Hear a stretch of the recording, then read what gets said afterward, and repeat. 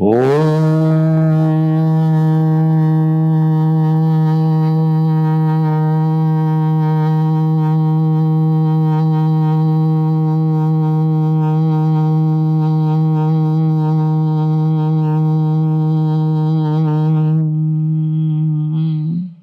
বলো ও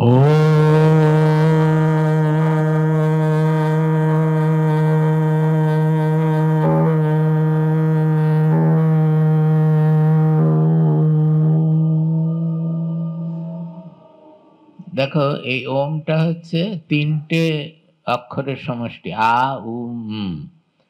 আ মানে পুরো খোলা, মনটা যখন পুরো বাইরের সারা জগৎকে নিয়ে রয়েছে। উ মানে হচ্ছে সাধারণত বলে স্বপ্ন, বলার দরকার নেই, ভিতরে মনের মধ্যে চলে এলো। তারপরে হচ্ছে যখন কোনো বাইরে প্রকাশ নেই, সুষুপ্তি। তারপরে শেষটা হচ্ছে করে যেটা লয় হচ্ছে, সেইটা হচ্ছে আসল বিন্দু। ওইটা হচ্ছে যেখানে এই ওমকে যখন উপাসনা করে লোকেরা, ওমের উপাসনাতে ওই বিন্দুতে মনটা গিয়ে যা সত্য তাতে লয় হয়ে যায়, সেখানে যাওয়ার জন্য। সেই জন্য ওম একটা সব থেকে বড় উপাসনা হচ্ছে ওম। উপনিষদে সবসময়, কঠোপনিষদে বলেছে, মুন্ডক উপনিষদে বলেছে, সর্বত্র। এমনি পূজা অর্চা যা করো করো করে ফাইনালি সর্বোত্তম উপাসনা হচ্ছে ওঙ্কার উপাসনা। সেটা কিছুদিন আগে তৈত্তিরীয়তে আমি পড়েছি, বোধহয় কৈবল্যতেও পড়ি, সব জায়গায় সমস্ত উপনিষদে এবং ভগবদ গীতাতেও।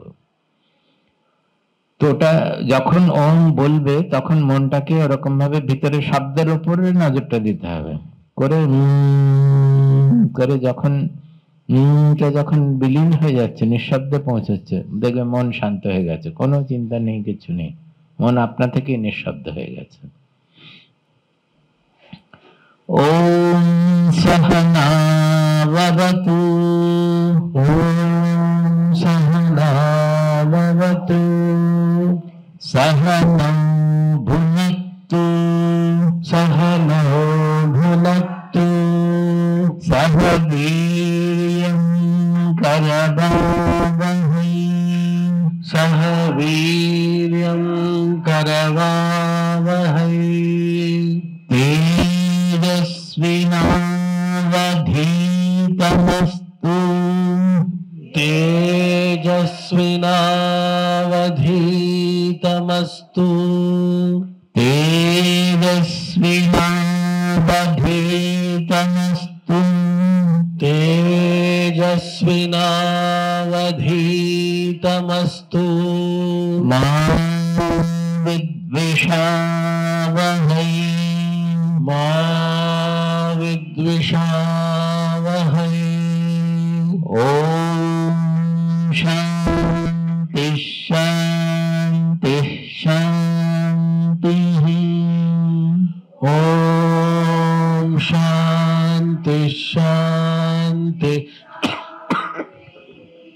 মানে সবার মনে আছে? যারা যারা আগের দুদিন ক্লাস করেছেন, না সব চলে গেছে?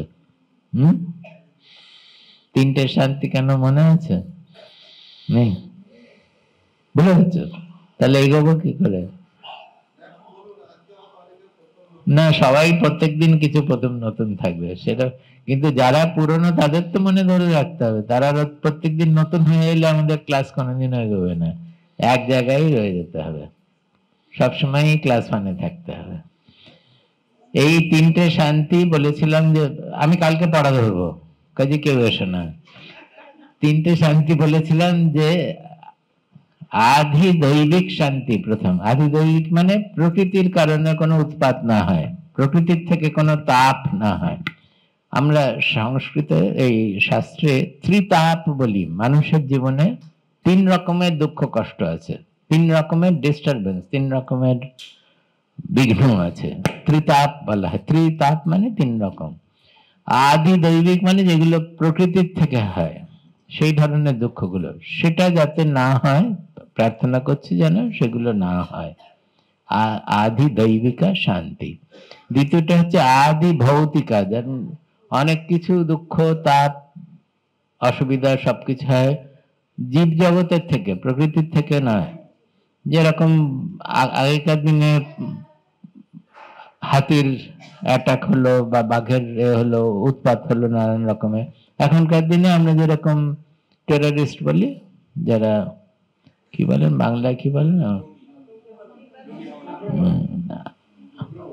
উগ্রবাদী না, টেররিস্ট মানে যারা সন্ত্রাসবাদী, সেগুলো তো আদি ভৌতিক। আর তৃতীয়টা হচ্ছে সব থেকে দরকারি জরুরি, সেটা কি, সেটা কোনো বাইরের কিছুর উপরে নির্ভর করে না, পুরোপুরি আমাদের উপরে নির্ভর করে, সেটা হচ্ছে আধ্যাত্মিক। আমরা আধ্যাত্মিক শান্তি চাইছি, মানে আমাদের নিজেদের শরীর মন বুদ্ধির দ্বারা যা কিছু গোলমাল ক্রিয়েটেড তৈরি হচ্ছে, সেগুলো যেন শান্ত হয়। সেটা কি করে শান্ত হবে? নিজেরা চাইলে তবে তো শান্ত হবে। তাই যখন এই শান্তি শান্তি শান্তি বলছি, তার সঙ্গে মনটার আগ্রহ থাকবে যে আমি এই তিনটে, মন বুদ্ধি, এই শরীর মন বুদ্ধি, এই তিনটাকেই শান্ত রাখবো। তার মানে আধ্যাত্মিক শান্তির মধ্যে এই তিনটা অংশ আছে। তার জন্য শরীরের জন্য আমি অনেক ডিটেলে বলেছি সব, আহার শুদ্ধ সত্ত্ব শুদ্ধি, সত্ত্ব শুদ্ধ ধ্রুবা স্মৃতি, স্মৃতিলম্বে সর্বগ্রন্থি নাম বিপ্রমোক্ষা। আহার শুদ্ধি, আহার মানে শরীরের জন্য মুখের দ্বারা যা খাবার খাচ্ছি সেই আহার, চোখের দ্বারা যা দেখছি সেই আহার, যা দেখছি সেগুলো শুদ্ধ করতে হবে, খারাপ জিনিস দেখবো না। কান দিয়ে খারাপ জিনিস শুনবো না, যে যা কিছু ভালো, আমরা কেন এই সমস্ত গান, যে উপনিষদিক চ্যান্টিং, ভক্তি গীতি, এ সমস্ত চালাচ্ছি, যাতে মনের মধ্যে তার ভাইব্রেশনটা, তার প্রভাবটা পড়ে, মনটা ভক্তি যুক্ত হয়, মনটাতে শান্তি আসে। সেরকম তার থেকেও বেশি ইম্পর্টেন্ট হচ্ছে আমরা যা যা পড়ছি বা দেখছি, সিনেমা দেখছি, কম্পিউটারে দেখছি, মোবাইলে দেখছি, সেগুলো আমি কি জিনিস কি জিনিস আমি পছন্দ করে দেখছি, সেটার দ্বারা মনের মধ্যে অশান্তি হচ্ছে না মনকে শান্ত করছে। ভালো ভালো জিনিস, মহৎ জিনিস যদি আমরা মোবাইলেও দেখি, সর্বত্র সেরকম জিনিস শুনি, সেরকম জিনিস দেখি, তাহলে আপনা থেকেই আমাদের মন পবিত্র হয়ে যাবে, শান্ত হয়ে যাবে। কাজেই এরকম বলার কোনো কারণই নেই যে স্বামীজি কি করে মনকে পবিত্র করবো, পুরো আমাদের হাতে। এই আহার শুদ্ধির কথাটা, যেটা আমি তোমাদের 3 দিন ধরে বোঝাচ্ছি, আজকে 3rd ডে, এটা হচ্ছে সাধনার মধ্যে সব থেকে গুরুত্বপূর্ণ, কারণ এটা পুরোপুরি আমাদের হাতে। আমরা যদি সাত্বিক আহার করি, তাহলে মন, আমাদের শরীর সাত্বিক হবে, মন সাত্বিক হবে, বুদ্ধি সাত্বিক হবে। আমরা যদি রাজস্ব আহার করি, তাহলে মন সেই অনুপাতে হবে, তত চঞ্চল থাকবে, উত্তেজিত হবে। আমরা যদি তামসিক আহার করি, তাহলে মন তামসাপন্ন হবে, তাহলে মন ঘুমাবে বেশি, কিছু ভালো করে বুঝতে পারবে না, কাজ করতে চাইবে না। এগুলো সব আমাদের হাতে। আমরা যদি চাই যে আমরা আলস্য থেকে মুক্ত হব, ভালো ভালো চিন্তা আমাদের মনে আসুক, মন সবসময় উজ্জ্বল থাকবে, সবকিছু বুঝতে পারবো, তাহলে সেই অনুপাতে আহারগুলোকে, সেই অনুপাতে খাবার পরিবর্তন করতে হবে। কিন্তু এই শরীরের খাবারের থেকেও বড় হচ্ছে আমরা মনকে কি খাবার দিচ্ছি। আজকে দেখো কেউ আসেনি বাচ্চারা, আমরা শরীরের পুষ্টির জন্য এই খাবার দিচ্ছি, মনের পুষ্টির জন্য কি করছি, মনের খাবার দিতে হবে, সেরকম মনের জন্য ভালো ভালো খাবার দিতে হবে। সেটা তো আমরা ভেবে দেখছি না, কথা বলো না। সেই রকম বুদ্ধির জন্য ভালো আহার দিতে হবে। বুদ্ধি সাধারণত কি বিচার করবে, সাধারণত আমরা পরনিন্দা, পরচর্চা, দেখে দেখে অন্যের লোকের ভুল বার করছি, সেগুলোকে সমালোচনা করছি, কত কি বুদ্ধি দিয়ে বার, কি করে আমি আরো বেশি খেয়ে মোটা হবো সেটাও ভাবছি। কিন্তু আমরা ভালো জিনিসগুলো বুদ্ধি দিয়ে চিন্তা করছি না। একজন চোর, সে ভাবছে কি করে এই তালাটা, নতুন তালা লাগিয়েছে ব্যাংকে, কি করে ভাঙবো, কোন দিক দিয়ে যাবো, কোন দিক দিয়ে ঢুকবো, সে তো বুদ্ধি সেও লাগাচ্ছে, কিন্তু কি জন্য লাগাচ্ছে, খারাপ কাজে লাগাচ্ছে, পরের ধন অপহরণের জন্য লাগাচ্ছে। কাজে বুদ্ধিকেও আমরা কি দেব, সেই জন্য আমাদের দেশে এই কথা বলো না বাবা, এটা এত কথা বলো না, চুপটি করে বসে থাকো, নাহলে তোমাকে জনির সঙ্গে পাঠিয়ে দেবো। জনিও চুপ করে থাকে সবসময়, জনি সব থেকে শান্ত থাকে। কাজেই বুদ্ধির জন্য যেটা আহার, ভালো যেটা আহার, যেটা বুদ্ধিকে সূক্ষ্ম করবে, বুদ্ধিকে যেটা অন্তর্দ্রষ্টা করবে। আমরা বুদ্ধি দ্বারা সব দেখতে পাই না। কেন দেখতে পাই না? কারণ বুদ্ধিটা সূক্ষ্ম নয়। বুদ্ধিটা যদি সূক্ষ্ম হয় আমরা অনেক কিছু বেশি জানতে পারবো। কেউ একজন দুঃখী, মুখ দেখলেই বোঝা যায় যে দুঃখী, কিন্তু আমরা বুদ্ধি কাজ করে না, আমরা নিজেদের প্রাপ্তি, নিজেদের স্বার্থ নিয়ে এত আমরা পুরো অভিভূত থাকি যে সামনে একজন এসছে, সে যে খুব দুঃখী আমরা বুঝতে পারি না। ধরো কোনো একদিন অফিসে গেছেন, সেদিনে যে কাজ করে বা যে ফাইল নিয়ে আসে, এটা সে হয়তো দেরি করে এসেছে, প্রথমেই হই হই করে বকতে থাকবে যে কেন আজকে দেরি করেছে, আজকে একটা জরুরি কাজ ছিল, তোমাকে বলেছিলাম যে এই জরুরি কাজ আছে, তা সত্ত্বেও তুমি দেরি করে আসছো। এই বলার সময় তার মনে এটা একবারও মনে হচ্ছে না আমি লোকটার মুখের দিকে দেখি। হয়তো তার বাড়িতে কেউ খুব অসুস্থ বা কেউ হয়তো মারা গেছে, কিন্তু ও কাজটা জরুরি ভেবেই তা সত্ত্বেও এসেছে, না হলে হয়তো আসতোই না। আমরা সাধারণত এগুলো ভাবি না তো, আগে নিজেদের স্বার্থ কোথায় যাচ্ছে সেই দেখি। সেগুলো হচ্ছে বুদ্ধির সূক্ষ্মতার অভাব, সূক্ষ্ম বুদ্ধি না থাকার অভাব। বুদ্ধির সংবেদনশীল বলে একটা কথা আছে, সেন্সিটিভিটি। বুদ্ধি সবসময় সবকিছুকে দেখলেই জানতে পারবে কারণ মনে কি চলছে, কে কি ভাবছে, কে কি কিসে কি প্রতিক্রিয়া হচ্ছে, মুখ দেখলেই বোঝা যায়। কিন্তু আমরা বুঝতে পারি না, তার কারণ বুদ্ধি সেই সূক্ষ্মতা নেই। সাত্বিক আহার করলে, সাত্বিক জিনিস দেখলে, বিচার করলে, সেরকম বুদ্ধির জন্য হচ্ছে বিচার। বিচার মানে সব সময় বুদ্ধি ভাববে কোনটা ভালো কোনটা খারাপ। কালকে আমি বললাম না শ্রেয়াস আর প্রেয়াস দুটো কথা কঠোপনিষদে আছে। কোনটা আমাকে শেষ পর্যন্ত মঙ্গলকারী পথে নিয়ে যাবে, আর কোনটা আমাকে এখন আপাতত খুব সুখী কিন্তু পরে আমাকে ওটাকে মঙ্গলকারী পথ থেকে বিচলিত করবে। যে প্রকৃত আধ্যাত্মিক সাধক সে প্রতি মুহূর্তে এই বিচারটা করতে হবে। ধরো একটা এক জায়গায় রয়েছে, আমাকে আমি এই পথটা নেব, এই কাজটা করব না ওই কাজটা করব, এই কোম্পানিতে যোগ করব না ওই কোম্পানিতে যোগ করব। খুব সহজে বোঝা যায়, মনের দিকে তাকিয়ে দেখতে হবে যে হয়তো আমি এই কাজটা নিলে অনেক বেশি টাকা পাবো, অনেক পজিশন পাবো, হয়তো নামও বেশি হবে, লোকবলও বেশি হবে, কিন্তু আমায় কোথায় আমাকে একটা সততার সঙ্গে অত সৎ থাকতে পারবো না, কোথাও একটা খারাপ আছে কোম্পানিটাতে। তো আমি কি কোনটা করব? আমি সততাকে দূরে রেখে পয়সার জন্য, পজিশনের জন্য এটা নেব, না অন্য কাজটা যেটা সেটা তো হয়তো একটু টাকা কম, কিন্তু সেটা আমি জানি যে আমার সততার সঙ্গে কোথাও কম্প্রোমাইজ কি বলে বাংলায়, হ্যাঁ, আপোষ করতে হবে না। তো যে সাধক সে সবসময় এই দুটো বিচার করে। এটা কি হলো, একটা হচ্ছে প্রেয়াস, কোনটা যে আমাকে বেশি টাকা দেবে, বেশি সুখ দেবে এখন, কিন্তু আমাকে মঙ্গলকারী পথ থেকে সরিয়ে দেবে, আমাকে ডিসঅনেস্ট করে, আমাকে সততা নষ্ট হয়ে যাবে বা অন্যান্য কিছু হবে। আরেকটা হচ্ছে শ্রেয়াস, যেটা আমার হয়তো টাকার একটু কম হবে, অন্য কিছু কম হবে, কিন্তু আমাকে সৎ পথে চলতে সাহায্য করবে। যে শ্রেয়াস যে চাইছে সে ওই পথটা নেবে, যে প্রেয়াস চাইছে সে অন্য পথটা নেবে। এই কঠোপনিষদেই বলবে, আমরা আসবো, এইসব সবকিছু শ্লোকেতে বলা আছে। তো বুদ্ধি সারাক্ষণ এই বিচার করে যেতে হবে। বুদ্ধি সারাক্ষণ বিচার বলছে তো, যে কোনটা সত্য কোনটা মিথ্যা, কোন পথটা ভালো কোন পথটা মঙ্গলকারী, কোন পথটা অমঙ্গল, কোন পথে আমি মন শান্ত রাখতে পারবো, কোন পথে গেলে আমার মন অশান্ত হবে। এই বিচার করে চলতে হয়। আমাদের দেশে এখন কেউ বিচার করে চলে না। ধরো আমরা সবাই জানি যে এক সময়, এখন কিনা জানি না, এখনো বোধহয়, যে কেউ যদি আইটিতে যোগ করে, ইনফরমেশন টেকনোলজিতে কাজ করে, তাহলে অনেক টাকা, যেখানে অন্য লোকেরা হয়তো 5 পাচ্ছে তারা ওখানে 50 পাবে, এত পার্থক্য। তো সবাই আইটি আইটি আইটি করে সবাই আইটিতে জয়েন করে।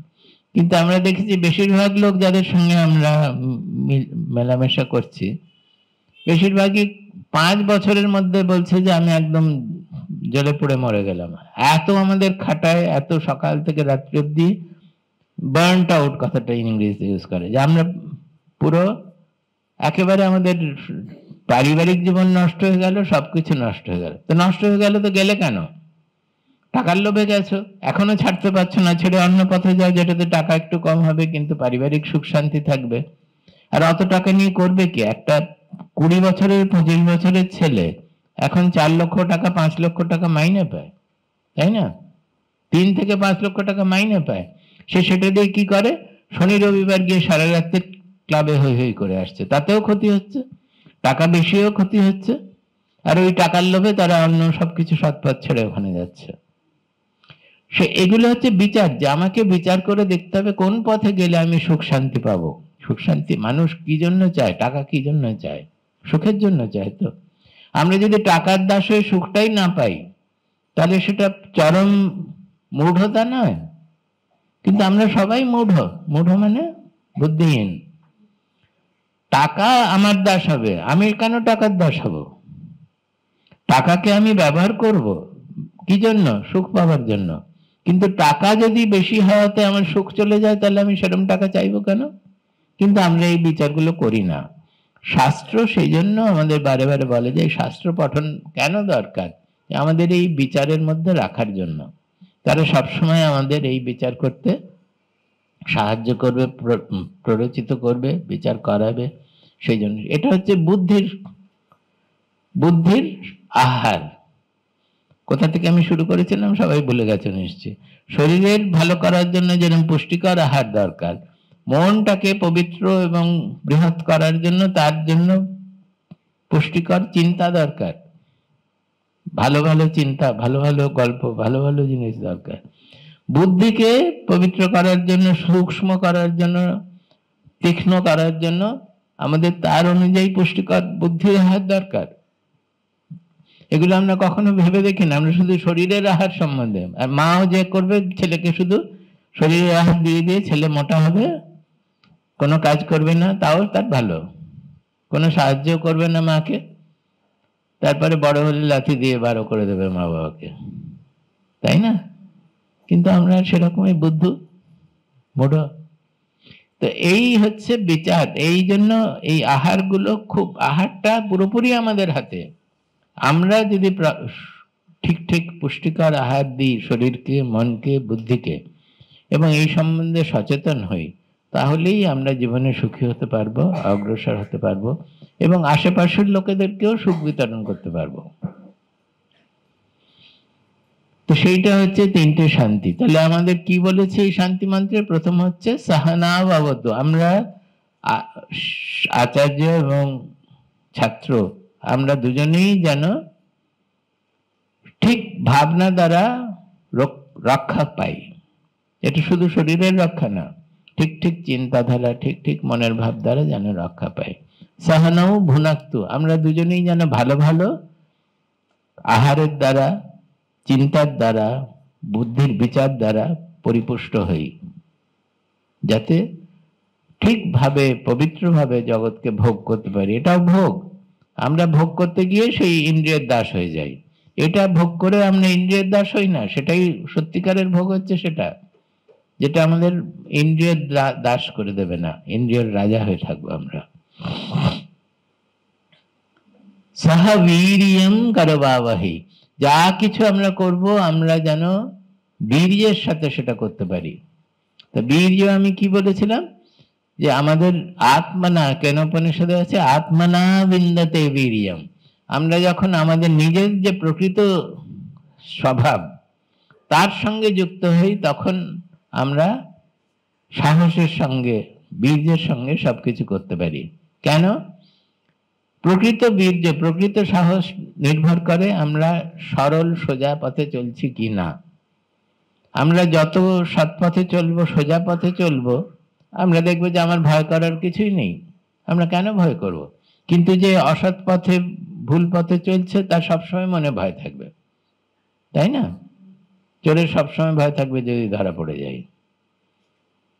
এমনকি যারা পরিষ্কার মনে জগৎকে দেখছেন, ঠিক আছে আমার না হয় টাকা কম আছে, তাতে কি আছে, আমার থেকেও গরিব লোক অনেক আছে, আমি কেন সোজাসুজি ভাবছি না? কেন টাকার উপরে সুখ নির্ভর করে না? আমার মুখের হাসি, আমি যদি ভাবি যে আমার টাকা নেই বলে মুখে হাসি নেই, সেটা একেবারেই ভুল।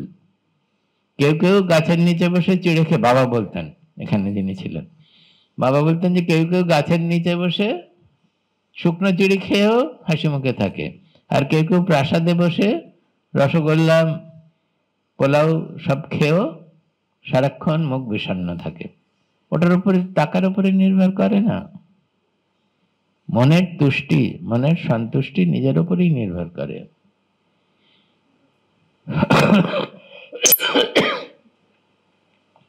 তো যখন আমরা জগতের দাস নই, যখন আমরা ইন্দ্রিয়ের দাস নই, তখন আমরা প্রকৃতভাবে সবকিছু সাহসের সঙ্গে করতে পারবো। কি আছে আমাদের? কিছুই নেই। কি হবে? যদি চাকরি হয়ে যাবে তাতে কি আছে? রাস্তায় রাস্তায় ঘুরে, যদি পরীক্ষায় পাশও না করতে পারি, বাবা মেরে তাড়িয়ে দেয় বাড়ি থেকে, যাবো একটু ঘুরে ঘুরে বেড়াবো, দেখবো কোথায় কি করে। এত ভয় পাওয়ার কি আছে? ভয় পেয়ে এমন অবস্থা যে পরীক্ষায় ভালো করে লিখতেই পারছে না, সেটা কোনো অর্থ আছে? তুমি যেমন পড়বে তেমনই তো পরীক্ষা লিখতে পারবে। ভালো করে পড়াশোনা করলে পরীক্ষাও ভালো করে লেখার কথা, যতটা জানো ততটাই লিখতে পারবে, তার বেশি তো লিখতে পারবে না। কিন্তু আগে থাকতে ভয় পেয়ে পেয়ে নার্ভাস হয়ে আমরা পড়তেই পারি না, পরীক্ষায় গিয়ে যা জানি তাও লিখতে পারি না। এগুলো সব বিচারের অভাব। আমি যা জানি আমি তাই লিখবো, প্রশ্নপত্র পড়ে দেখবো, যে কটা আমি দেখতে পারি যে যেগুলো আমি জানি প্রথমে সেগুলো লিখবো, তারপরে অন্যগুলো নিয়ে একটু দেখবো, তাতে যা পাবার পাই তাই পাবো। বলে তো লাভ নেই যে যদি ফার্স্ট ক্লাস না পাই, যদি ফেল করি, এ সমস্ত বলে কি হবে? করলে করবে। তেজস্বী নাবধীতমস্তু, যা কিছু আমরা পড়ছি সেটা যেন তেজস্বী হয়। আমি কালকে একটা উদাহরণ দিয়েছিলাম, কেউ বলতে পারবে? যা আমরা পড়ছি, আমরা এখানে প্রার্থনা করছি যে যা আমরা পড়ছি সেটা যেন তেজস্বী হয়, তেজস্বী বোঝাতো শক্তিধর হয়। কালকে একটা খুব ভালো উদাহরণ দিয়েছিলাম, কারোর মনে নেই, সবাই ফেল করে যাবে। আগুনের কথা বলেছিলাম, মনে পড়ছে? বলো কি বলেছিলাম? ছায়া না ছবি? হ্যাঁ, সেটা দিয়ে আগুন গরমও পাবে না, কিছুই করতে পারবে না।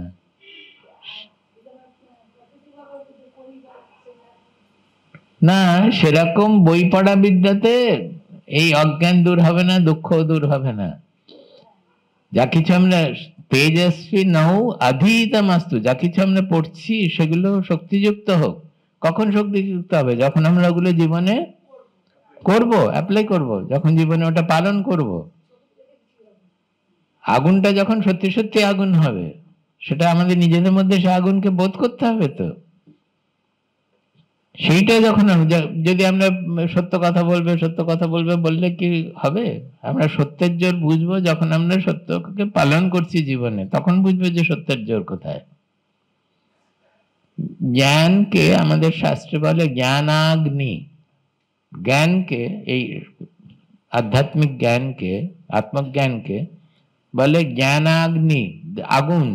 এটা আগুনের মতন, যেরকম আগুন সবকিছু, যা কিছু নোংরা আছে আবর্জনা আছে সব পুড়িয়ে ফেলে, সেরকম এই জ্ঞান মনের মধ্যে থেকে সমস্ত অপবিত্রতা, যা কিছু মল আছে সবকিছু একবারে পুড়িয়ে ভস্মসাৎ করে। ভগবত গীতা আছে ভস্মসাৎ কুরুতে তথা, জ্ঞানাগ্নি সর্বকর্মাণম ভস্মসাৎ কুরুতে তথা, সর্বকর্মাণি ভস্মসাৎ কুরুতে তথা। জ্ঞানাগ্নি সেরকম সমস্ত যা কিছু অজ্ঞান আছে, যা কিছু দুঃখের কারণ আছে সবকিছুকে একেবারে পুড়িয়ে দূর করে দেয়, সেই জন্য ওটাকে অগ্নি বলে।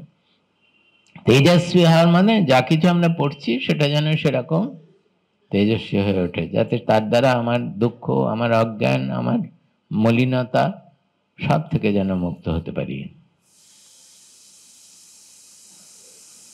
মা বিদ্বিষাবহৈ, আমাদের পরস্পরের মধ্যে, তার মানে আচার্য আর ছাত্রের মধ্যে কখনো যেন অসহিষ্ণুতা, ঘৃণা ভাব, দ্বেষ ভাব না আসে। কি বলেছিলাম সেখানে, কেন দ্বেষ ভাব আসে শিষ্য আর গুরুর মধ্যে? বলেছিলাম কালকে। কি করে আসে? এই পথে চলতে গেলে অহংকার বিসর্জন দিতে হয়। আমাদের অহংকারই আমাদেরকে ছোট করে রেখেছে। সেই অহংকার না গেলে মনটা সর্বব্যাপী মনকে অনুভব করা যায় না। তো অহংকার দূর করতে হলে কি হবে? কঠিন না? আমরা যা কিছু করছি আমি করেছি, আমি করি নাই। কোনো খারাপ কিছু হলে ও করেছে, করেছে হয়তো তুমি বলবে ও করেছে, আর ভালো কিছু হলে আমি করেছিলাম, আমি বলেছিলাম না, এই জন্য হয়েছে। ভেবে দেখতে হবে, নিজেদের ব্যাপারগুলো ভেবে দেখতে হবে। সারাক্ষণ অহংকার আমাদের মাথার উপরে চড়ে আছে, আমরা তার দাস। উল্টো হতে হবে। তো সেই অহংকার দূর করার জন্য লোকে গুরুর সঙ্গে আসে, গুরুর সান্নিধ্যে আসে লোকে অহংকার দূর করার জন্য। কাজেই সেখানে হতেই পারে যে গুরু কিছু বললে পরেই আমার মনটা বেঁকে বসবে। ওম শান্তি শান্তি শান্তি। তারপরে কালকে গল্পটা শুরু করেছিলাম, কি নচিকেতা 7 বছর 8 বছরের ছেলে, কিন্তু খুব ভালো সংস্কার নিয়ে জন্মেছে। নচিকেতার বাবা বাজশ্রবস মস্ত বড় কর্মকাণ্ডী বলে, যারা অনেক যাগ যজ্ঞ করে, মানে পণ্ডিত, খুব অনেক যাগ যজ্ঞ করছে সবকিছু। সাধারণত যজ্ঞ কেন করবে লোকে? যজ্ঞের যা ফল সেটা পাওয়ার জন্য যজ্ঞ করবে। যেমন দশরথ পুত্র কামেষ্ঠী যজ্ঞ করেছিলেন। কেন করেছিলেন? ওনার একটি মেয়ে ছিল, কি উমা বোধ হয় না, হ্যাঁ শান্তা, ছেলে ছিল না। তো ছেলের কামনা করে উনি পুত্র কামেষ্ঠী যজ্ঞ করেছিলেন। তাতে 4 ছেলে হলো, 4টে ছেলে হলো, 3। হ্যাঁ, তো যজ্ঞ করার অর্থ কোন একটা কামনা নিয়ে লোকে যজ্ঞ করে, হয় ইহ জীবনে না হলে পরকালে। অশ্বমেধ যজ্ঞ সাধারণত লোকে করে স্বর্গপ্রাপ্তির জন্য বা মস্ত বড় রাজা হওয়ার জন্য। স্বর্গপ্রাপ্তি মানে মরার পরে কিছু একটা হবে তার জন্য, যে সেটা ভেবে তারা যজ্ঞ করে। তো সেই রকম যারা যজ্ঞ করে তারা সাধারণত কিছু একটা পাওয়ার জন্য করে, তারা কামনা। যখন প্রকৃত কেউ আধ্যাত্মিক পথে আসে তখন পুরো ব্যাপারটা উল্টো হয়ে যায়। কি হয়? সবকিছু দিয়ে দেওয়ার জন্য। সেখানে যজ্ঞর মানেটা পুরো উল্টো হয়ে যায়। ভগবদ গীতাতে বলছে যজ্ঞার্থাৎ কর্মণো অন্যত্র। যজ্ঞ মানে হচ্ছে যেখানে আমরা নিজের কোনো প্রাপ্তির জন্য কিছু করছি না। তো ভগবদ গীতার যজ্ঞ হচ্ছে যে ওই আগুন জ্বেলে যজ্ঞ নয়। যা কিছু আমরা করছি, আমরা যদি ভগবানকে উদ্দেশ্য করে বা প্রকৃতিকে উৎসর্গ করে করি তাহলেই সেটা যজ্ঞ হয়ে যায়। এটা হচ্ছে ভগবদ গীতা। এগুলো তোমাদের খুব ভালো করে বুঝতে হবে। ভগবদ গীতার এগুলো হচ্ছে আমরা বলি রেভলিউশনারি স্টেটমেন্ট, মানে বৈপ্লবিক স্টেটমেন্ট এক একটা। আমরা সাধারণত যজ্ঞ সবাই জানি যে ওটা একটা কর্ম, যে একটা হোমকুণ্ড থাকবে, সেখানে আমরা ওগুলো দেবো এবং তার ফলে আমার কিছু একটা লাভ হবে, হয় ইহ জন্মে না হলে পরে জন্মে। ভগবদ গীতা বলছে সেগুলো সব তো প্রাপ্তির জন্য, কামনাপূর্ণ কর্ম।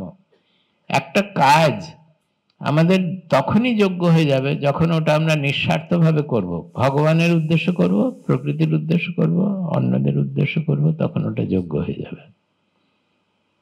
পুরো জীবনটাকে সেই জন্য পাল্টে যাচ্ছে। যে ভগবদ গীতা বলছে না যে তুমি হোমকুণ্ড করে যজ্ঞ করো, বলছে তুমি যাই করছো, রান্নাঘরে রান্না করছো, অফিসে গিয়ে কাজ করছো, মেশন হিসাবে ইট লাগাচ্ছ, যাই করছো সেটাকে যজ্ঞে রূপান্তরিত করো, মনটাকে পরিবর্তন করে মনের থেকে স্বার্থভাবটা দূর করে দাও, তাহলেই ওটা যোগ্য হয়ে যাবে। সেইভাবে সব কর্মই কর্মযোগ্য হয়ে যায় বা কর্মযোগ হয়ে যাও বলতে পারো।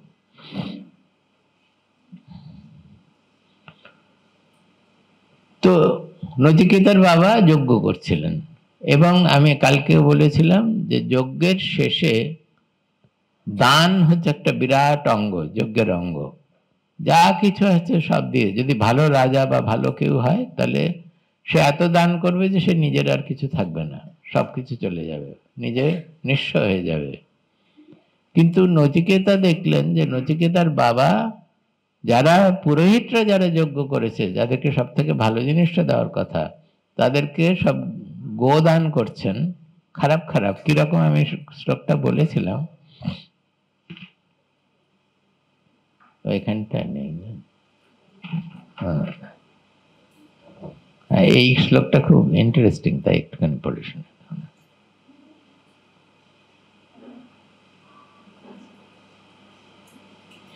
বলছে, এটা নচিকেতা উপনিষদটা বলছে, তাম হা কুমারম সন্তম। কুমারম মানে নচিকেতা তখনও কুমার, 7-8 বছর বয়স এরকম। দক্ষিণাসু নিয়মানাসু শ্রদ্ধা আবিবেশা। কালকে শ্রদ্ধা কথাটা অনেক করে বুঝেছিলাম। বলছেন যে দক্ষিণা দেওয়ার জন্য গরুদেরকে নিয়ে আসতে দেখে ছোট্ট নচিকেতা তার বাবাকে যে ধরনের গরু তিনি দক্ষিণার জন্য নিয়ে এসছেন, সেই দেখে তার মনে শ্রদ্ধা আবিষ্ট হলো, শ্রদ্ধা নেমে এলো। কি শ্রদ্ধা? শাস্ত্রেষু গুরুবাক্যেষু ভক্তি শ্রদ্ধা নিগদ্যতে। যে শাস্ত্রে যা বলা হয়েছে আর গুরু যা বলছেন, তাদের ওই যা যা ওনাদের কথা, তার প্রতি পুরোপুরি ভক্তি, যে তারা যা বলছেন সব সময় সেগুলো আমরা পালন করব, সেটা হচ্ছে শ্রদ্ধা। তাহলে আমাদের মূল্যবোধটা জীবনে সবসময় শাস্ত্রানুগ হবে, শাস্ত্র অনুযায়ী হবে। তো নচিকেতার মনে সেই শ্রদ্ধা নেমে এলো। উপনিষদ বলছে কি শ্রদ্ধা? যখন শাস্ত্রে তো বলেছে যখন দান করতে হয়, দানের ফল হচ্ছে মন উদার হবে। যদি আমরা ঠিক ঠিক দান করি তাহলে মনে অনেক আনন্দ পাবে না? আমার এখানে একটা গল্প আছে, গল্প না, এটা সত্যি ঘটনা হয়েছিল কলকাতাতে। যে একজন বাবা তার ছেলেকে নিয়ে রোজ পার্কে যেত বিকেলবেলা। আর পার্কে অনেক আইসক্রিম আলারা সব নানান রকমের খাবার টাবার থাকে, তো ছেলেটা আইসক্রিম খেতে ভালোবাসে। তো রোজ বাবা ওকে একটা কাপ আইসক্রিম কিনে দিতেন। বুঝতে পারছো? তো ছেলেটা আরো আনন্দ করে আইসক্রিম খেত। রোজ দেখতো যে আশেপাশে অনেক গরিব বাচ্চারা তাকিয়ে আছে হাঁ করে, তখন ওই কাপটা ফেলে দিলে পরে তারা ওইটা থেকে চেটে চেটে একটুখানি, সেটা খুব কমন, আগে তো কলকাতাতে খুব কমন ছিল, এখন আছে কিনা আমি জানি না, চেটে চেটে খেত। কিন্তু ওদের মনে কিছু হতো না, বাচ্চাটারও মনে কখনো মনে হতো যে আমি রোজ খাচ্ছি আর ওরা রোজ দেখছে, পাচ্ছে না। একদিন বাবা ভাবলেন যে ছেলেটার মনটা তো একটুখানি সংবেদনশীল হওয়া উচিত, একটুখানি মনে অন্যদের চিন্তা হওয়া উচিত। তো নিজের ছেলেকে উনি বললেন যে তুমি তো রোজ খাচ্ছ, আজকের আইসক্রিমটা তুমি ওদেরকে দিয়ে দাও। ওই যে বাচ্চাটা রোজ তুমি দেখো তাকিয়ে থাকে তোমার দিকে, আজকে তুমি ওকে দিয়ে দাও। ছেলেটা বাধ্য ছেলে, কাজে বাবা বলেছেন তো সে ওটা ওকে দিয়ে দিল। দিতেই, সে তো কোনোদিনও ভাবেইনি যে এরকম পুরো কাপ একটা আইসক্রিম পাবে।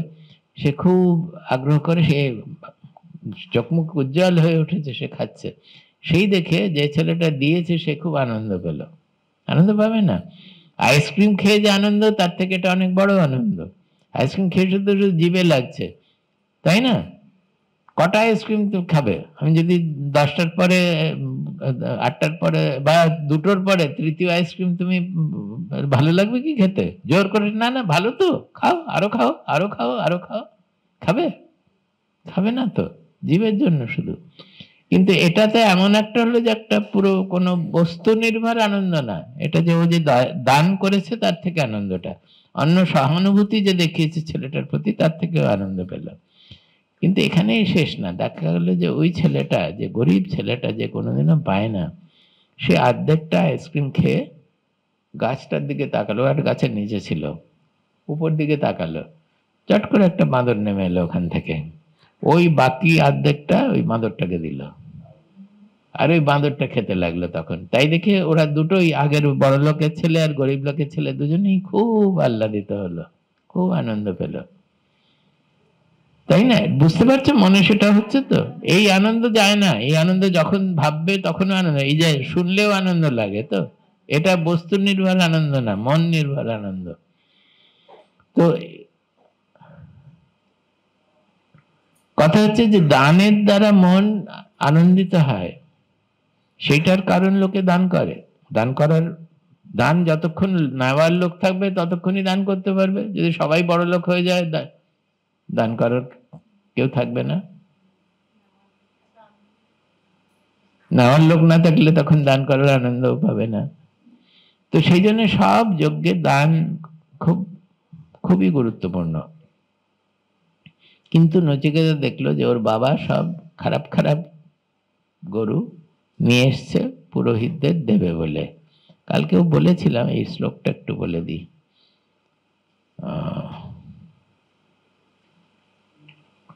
ওর মনে শ্রদ্ধা হলো। কি শ্রদ্ধা হলো? ও দেখলো যে বাবা কি কাজ করছে।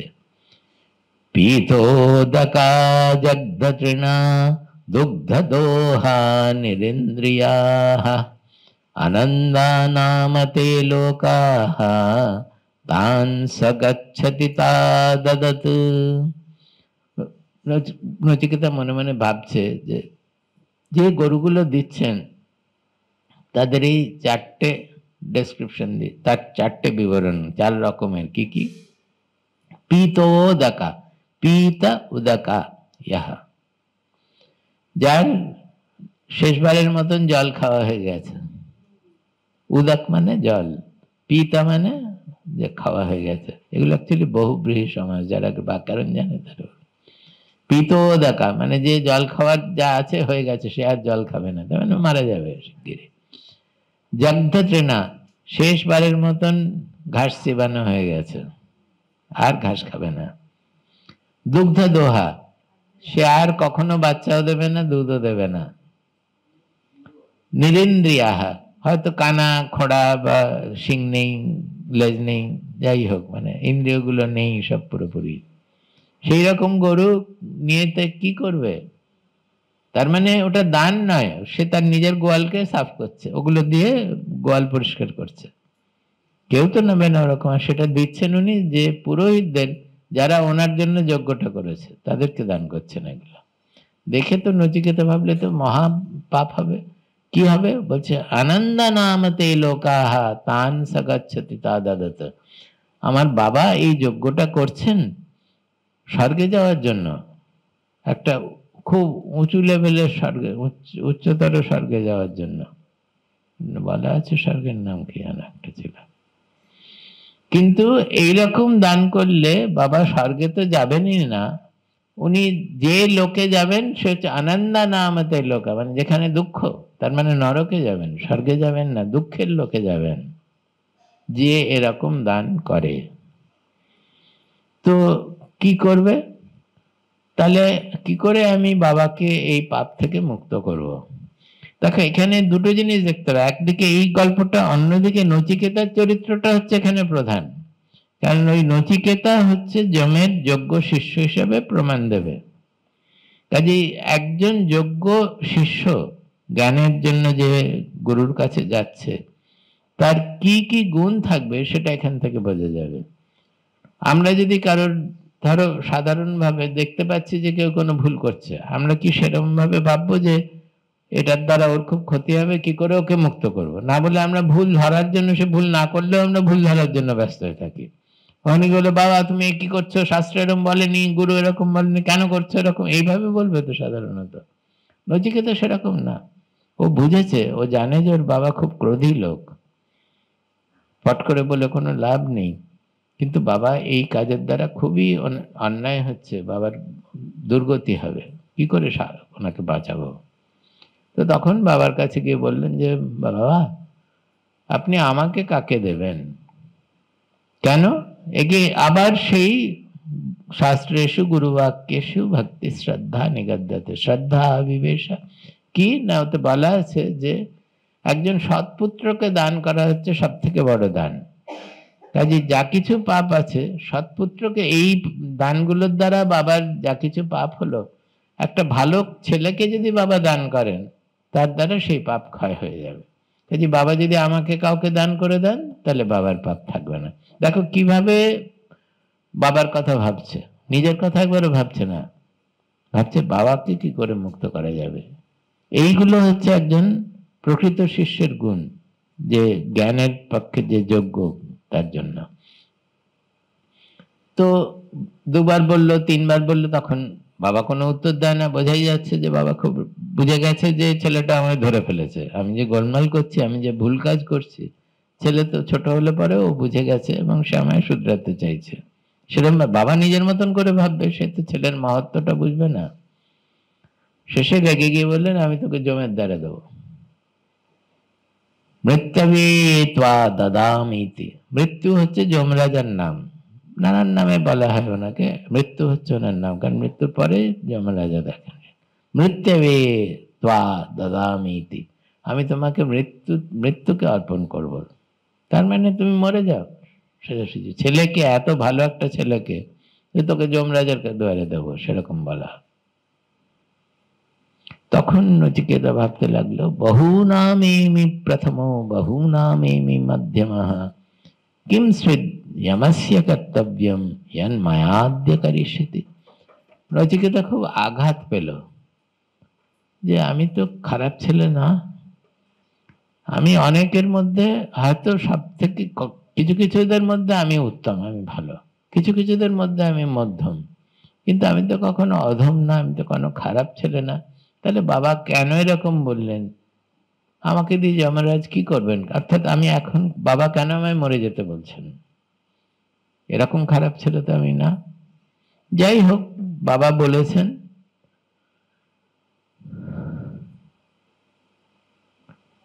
তখন কিরকম সুন্দর মনের ভাব নচিকেতার, বলছে, অনুপশ্য যথা পূর্বে প্রতিপশ্য তথা পরে, यस्यम इव मत्यः पच्यते सस्यम इव यस्य न सस्यम इव मत्यः पच्यते सस्यम इव आजायते पुनः।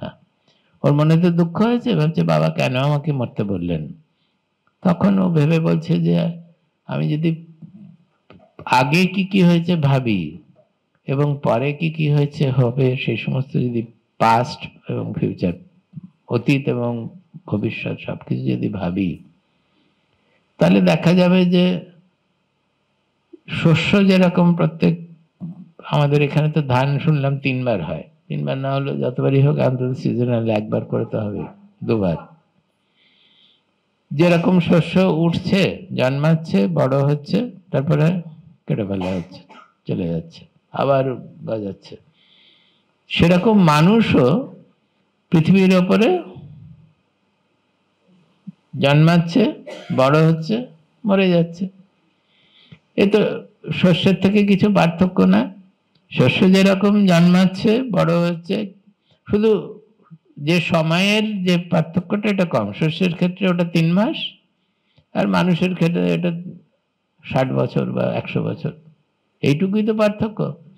যদি রোজ দেখি কত লোক মরছে, কেউ না কেউ মরছে সারাক্ষণ, প্রতি মুহূর্তে কেউ না কেউ মরছে, কিন্তু আমরা ভুলে যাই, আমরা ভাবি যে আমরা মরবো না, আর আমি যাদের ভালোবাসি তারাও কোনোদিনও মরবে না, ভুলে থেকে আমরা শান্ত থাকি।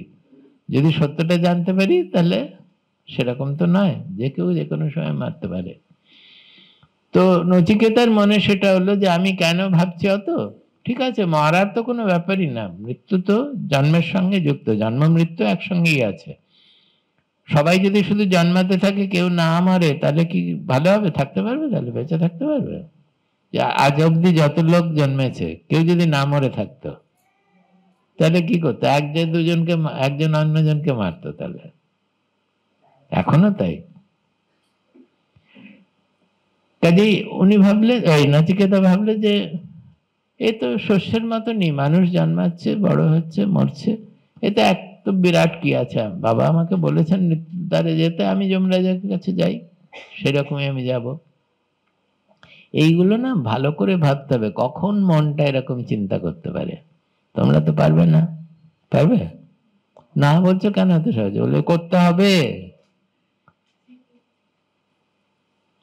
এখানে তোমরা বলো হবে, বলো না, হ্যাঁ হবে। বাবা বলতেন বটে, বটে খুব চলে এখানে না, বাবা বলতেন বটে, হ্যাঁ মেদিনীপুরে, বটে এখানে তো সেই রকম হতে হবে, সবসময় সেইভাবে ভাবতে হবে যে মনটা কত বড়। সেই জন্য যমরাজ বললেন যে তোমার মতো শিষ্য,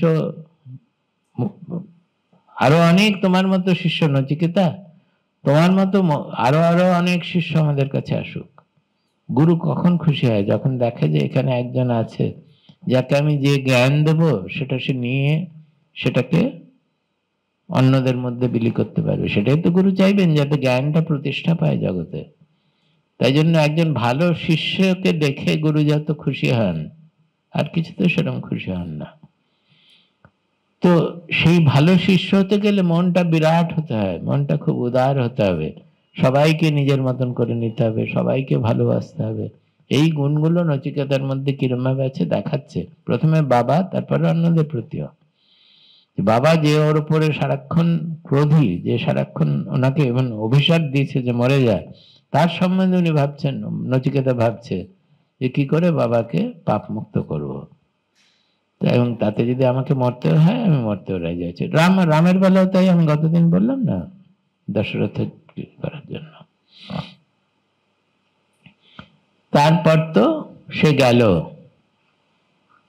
ওখানে যমরাজার দ্বারে গেল, সেটা স্বপ্নের মধ্যে যাক এমনি যাক, এটা আমাদের বলার সময় ওরা কথা ওগুলো মিলিয়ে জুলিয়ে বলে, যে কিছুটা যেরকম হয় দেখতে পাই, কিছুটা স্বপ্নের মতন সেরকম মিলিয়ে বলা হয়।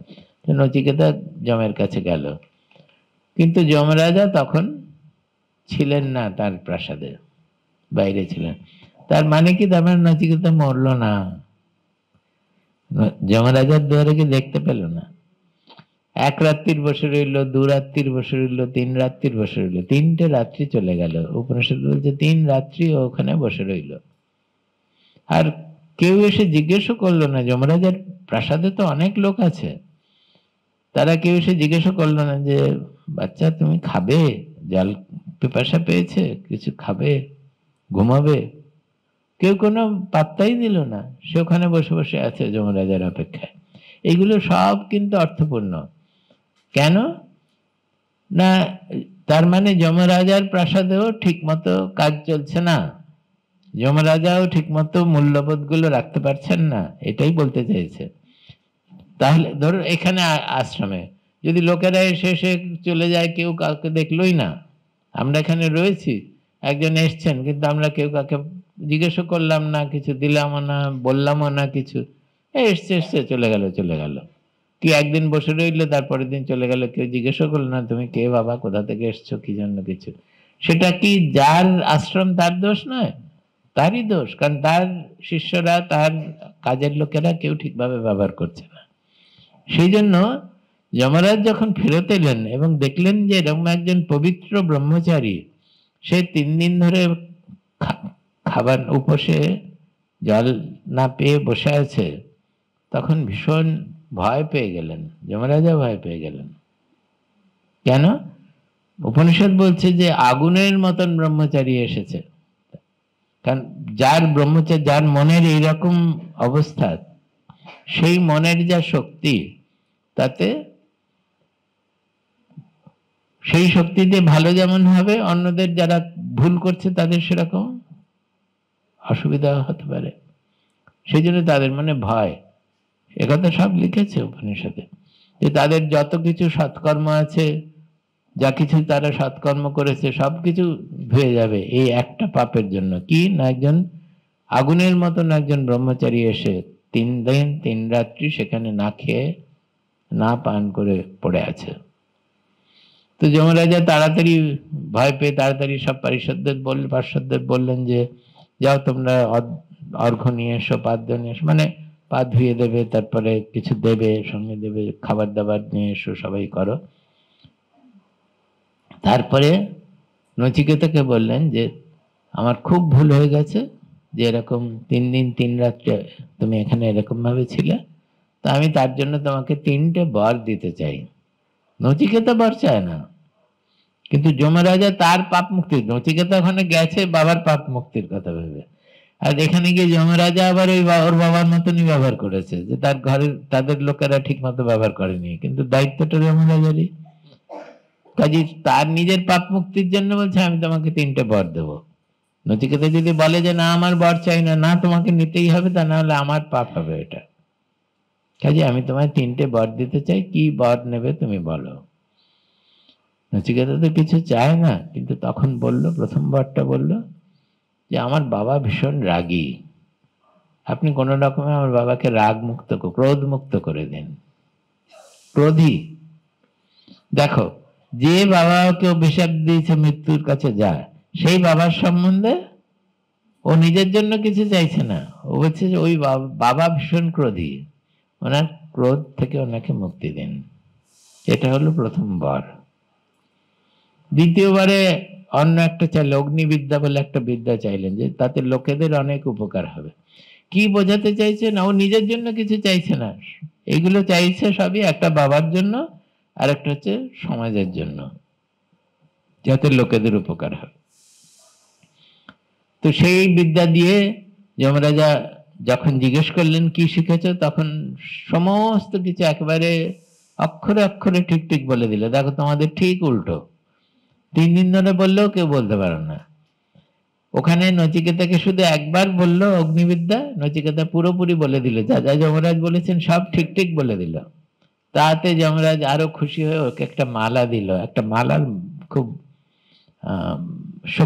শক্তিধর মালা, মানে যা দিয়ে অনেক কিছু করতে পারবে সেরকম। সে মালাও নচিকেতা নিল না, বললো আমার চাই না, আমি মালা নিয়ে কি করব, তার বিশেষ শক্তিধর মালা সে নিল না। তারপরে তৃতীয় বর চাইলেন, সেইখান থেকে আমাদের এই উপনিষদ শুরু হবে। যে তৃতীয় বরে নচিকেতা বলছে, এটা দেখো তোমাদের ওখানে দিয়েছি, 1-1-20 উপনিষদ মন্ত্র প্রথমটা, যেটা শান্তি মন্ত্রের পরে এটাই প্রথমটা। এটা তোমরা একটু উচ্চারণ করো, যদি চাইবো তোমরা শেখো, কতটা শিখবে জানি না। येयं प्रेते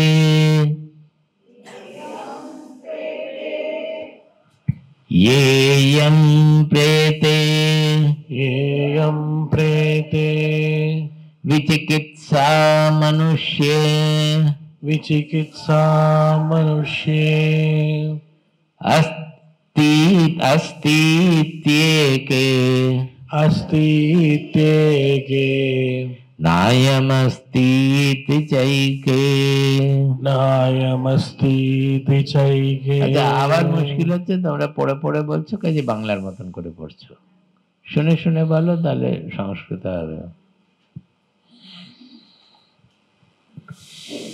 এইগুলোতে না অনেক সন্ধি আছে। ইয়ম, এটা হচ্ছে ইয়া ইয়ম, ইয়া ইয়ম মিলে হয় ইয়ম। কে কে সংস্কৃত জানো একটুখানি হাত তোলো তো, সংস্কৃত জানো কেউ একটু?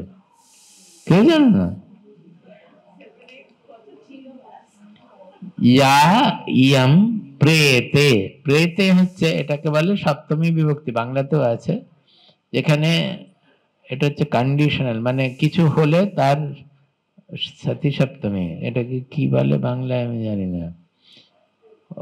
মানে আমি ওখানে গেলে তুমি আসতে পারবে, আমি যদি না যাই তাহলে তুমি আসতে পারবে না, কন্ডিশনাল বলে ইংরেজি, মানে একটার উপর আরেকটা নির্ভর করছে। ইয়া ইয়ম প্রেতে মানে যখন মানুষের দেহ মরে যায়, মরণের পরে। প্রেতে হচ্ছে যখন আমরা ভূত প্রেত বলি না, যখন দেহ ছেড়ে আত্মা বেরিয়ে যায়, বা দেহ যখন পড়ে যায় মরণের পরে। ইয়া ইয়ম প্রেতে, যখন মানুষের দেহটা মরে যায়, তখন সেই বিষয়ে বিচিকিৎসা মানুষে, মানুষের মধ্যে, লোকেদের মধ্যে বিচিকিৎসা, বিচিকিৎসা মানে হচ্ছে দ্বন্দ্ব, সন্দেহ, ডাউট। ডাউটটাকে কি বলবেন? এই সেই অর্থে ডাউট না, এটা হচ্ছে যে দ্বন্দ্বটা, মানে কোন এটা ঠিক না ওটা ঠিক, সংশয়, সংশয়, মানুষের মনের মধ্যে সংশয়। বিচিকিৎসা মানে হচ্ছে সংশয়, এটা না ওটা। যখন কারোর শরীর পড়ে যায়, কালকেও এখানে একজনের শরীর পড়েছে না, তখন মানুষদের মনে সংশয় আসে যে কি হলো, কোথায় গেল, সে কি আছে না নেই, সে কথাই বলছে। যে মানুষদের মধ্যে এই সংশয় থাকে। কি সংশয়? এখানে এই মানুষে তারপরে আস্তি, এই দুটো মিলে ওখানে একটা, ওটাকে লুপ্ত আকার বলে, একটা চিহ্ন দেখতে পাচ্ছেন হয়ের মতন দেখতে, ওটা হচ্ছে লুপ্ত আকার, এটা হচ্ছে আস্তি। আস্তি ইতি একে, সবকটা মিলে হচ্ছে আস্তি একে। অ্যাকচুয়ালি ইট ইজ আস্তি ইতি একে।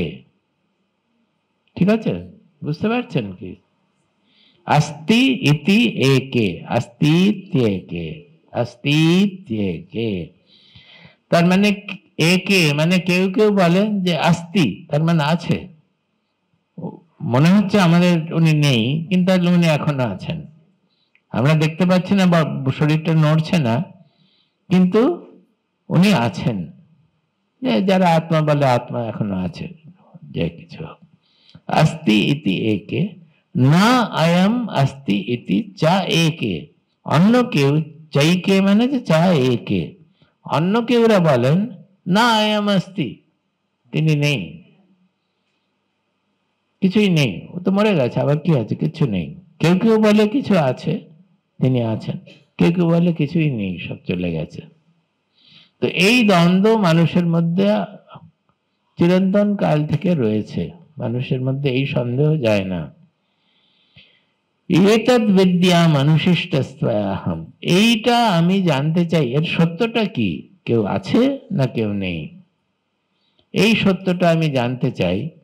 কিন্তু নচিকেতা জানে যে এর উত্তর শুধু হ্যাঁ না নয়। আমরা যখন প্রশ্ন করি না, তখন আমরা বুদ্ধর মতন প্রশ্ন করি, যে উত্তরটা জানতে চেয়ে হ্যাঁ আছে, ও শুনে চলে গেল, না নেই শুনে চলে গেল। এটা সেরকম নয়। এর সত্যটা হচ্ছে উত্তরটা ওরকম হ্যাঁ না নয় যে আমরা শুধু উত্তর শুনে চলে যাব। আছে হলে কি আছে, কে আছে, কিভাবে আছে, কোথায় আছে, অনেক কিছু প্রশ্ন আছে। আর যদি নেই তো কেন নেই, কি হলো?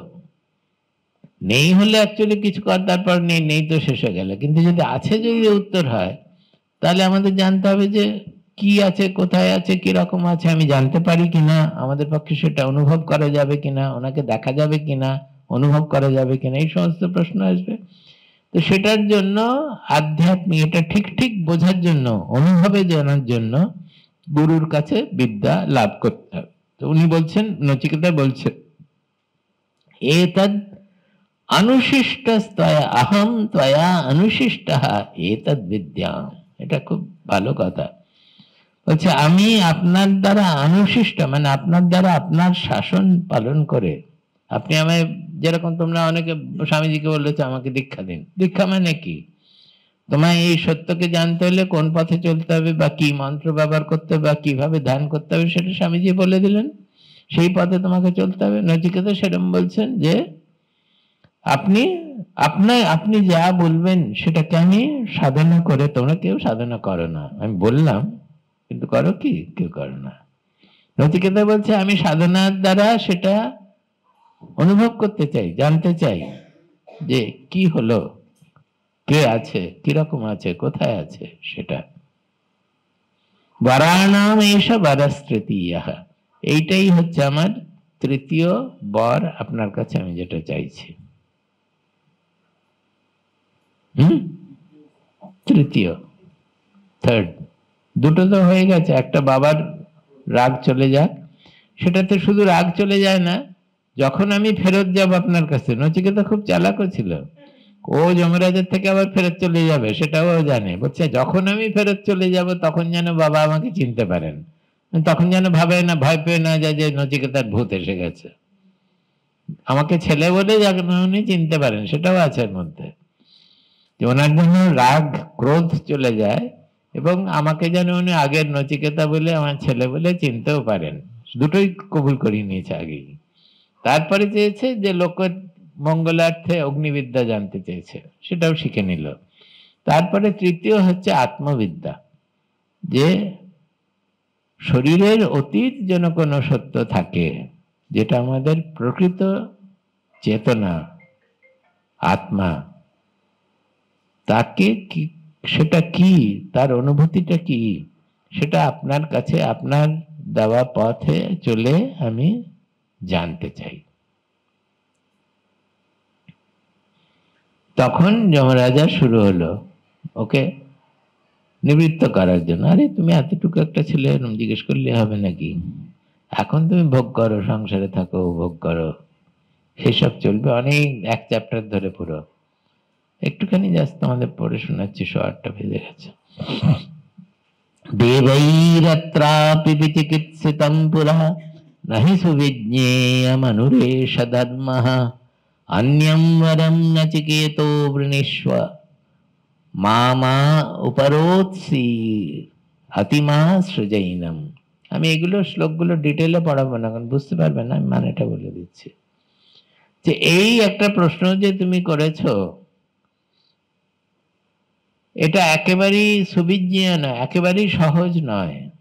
স্বামীজি তোমাদের সবসময় বলছেন সহজ সহজ, যখন সময় আসবে তখন বলবেন সহজ নয়।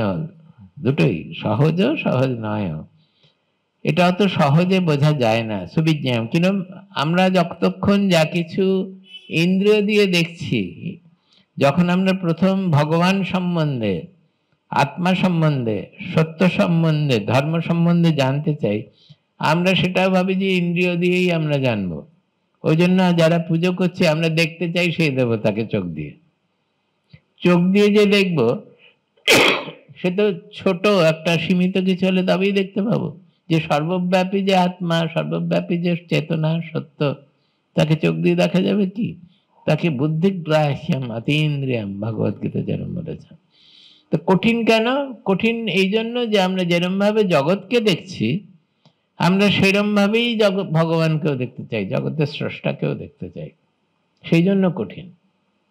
যখন আমরা বুঝতে পারবো যে স্রষ্টাকে কিভাবে জানা যায়, তখন ওটা সহজ। তিনি বলছেন যে ইভেন এমনকি দেবতারাও যারা স্বর্গে বাস করছে, তারা পর্যন্ত, তাদের পর্যন্ত এই সংশয় আছে। বিচিকিৎসিতম পুরা, পুরাকাল থেকে চিরকাল চিরন্তন এই সংশয়, এই সন্দেহ, এই দ্বন্দ্ব দেবতাদের মধ্যেও আছে। মানুষ ছেড়ে দাও, দেবতাদেরও এই দ্বন্দ্ব আছে। নহি সুবিজ্ঞেয়ম অনুরেশ ধর্মঃ, এটা একেবারেই সহজ, জানার পক্ষে সহজ নয়। কেন? এটা অতি সূক্ষ্ম, অনুর থেকেও সূক্ষ্ম। এই যে ধর্ম, এই যে ট্রুথ, ধর্ম মানে এখানে সত্য, এই যে সত্য, এটা একটা অণু থেকেও অনেক বেশি সূক্ষ্ম। অণুও তো আমরা চোখে দেখা বা মাইক্রোস্কোপ দিয়ে দেখা, ইন্দ্রিয় গ্রাহ্য বলছি। ইন্দ্রিয় গ্রাহ্য না হলেও অন্য যন্ত্র লাগিয়ে ইন্দ্রিয় গ্রাহ্য করছি, এটা ইন্দ্রিয় গ্রাহ্য নয়। অন্যম বরম নচিকেত বৃণীষ্ব, নচিকেতা তুমি তৃতীয় বারটা পাল্টে নাও, অন্য কিছু চাও, এটা তোমাকে দেওয়া যাবে না। মা উপরোৎসি অতিমা সৃজৈনম, তুমি আমাকে এই অনুরোধ থেকে মুক্তি দাও। বারে বারে আমাকে বলো না যে আমি এটাই চাই, এটাই চাই, এটাই চাই। এটা তোমাকে দেওয়া যাবে না, কারণ তুমি বুঝতে পারবে না। বুঝছো? বদলে কি করবে? ये कामा दुर्लभा मर्त्यलोके सर्वान् कामांश्छन्दतः प्रार्थयस्व इमा रामाः सरथाः सतूर्या न हीर्षा लम्भनीया मनुष्यैः आभिर्मत् प्रत्ताभिः परिचारयस्व नचिकेतो मरणं मानुप्राक्षीः। নচিকেতা, যে যে কামা দুর্লভ মাত্য লোকে, যা কিছু এই জগতে পাওয়া যায় না, পৃথিবীর লোকে যা অতি দুর্লভ, তুমি তা চাও, আমি তোমায় দিয়ে দেবো।